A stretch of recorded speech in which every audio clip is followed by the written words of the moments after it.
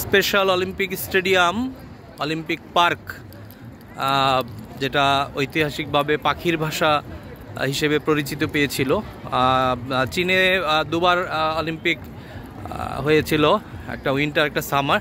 তো হাজার হাজার মানুষ এখনও চীনে বেড়াতে আসলে এই অলিম্পিক পার্ক, অলিম্পিক স্টেডিয়াম দেখতে আসে। আমরাও এর বাইরে নই। আমরা যদি অল্প কিছুক্ষণ সময় পেয়েছি, মাত্র 15 মিনিট, এখানে ছবি টবি তুলে আবার চলে যেতে হবে। তো সেই ঐতিহাসিক এবং স্পেশাল পার্ক থেকে একটু সাথে থাকা,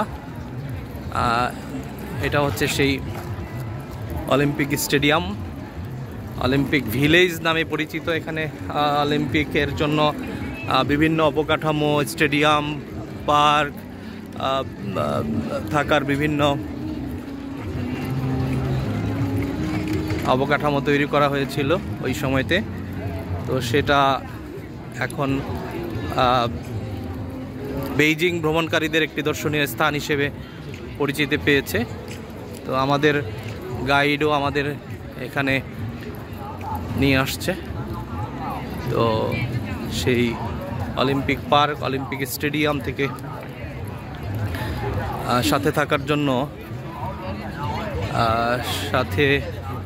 থাকার জন্য তো সেই স্টেডিয়ামে কাছে থেকে আমি বিদায় নেব। চীনের বেইজিংয়ে অবস্থিত অলিম্পিক পার্ক, অলিম্পিক স্টেডিয়াম, সেই ঐতিহাসিক পার্ক পাখির বাসা থেকে সবাইকে আবারও সাথে উৎপলকান্তি সাহা বিদায় নিচ্ছি। সবাই ভালো থাকবেন, ধন্যবাদ।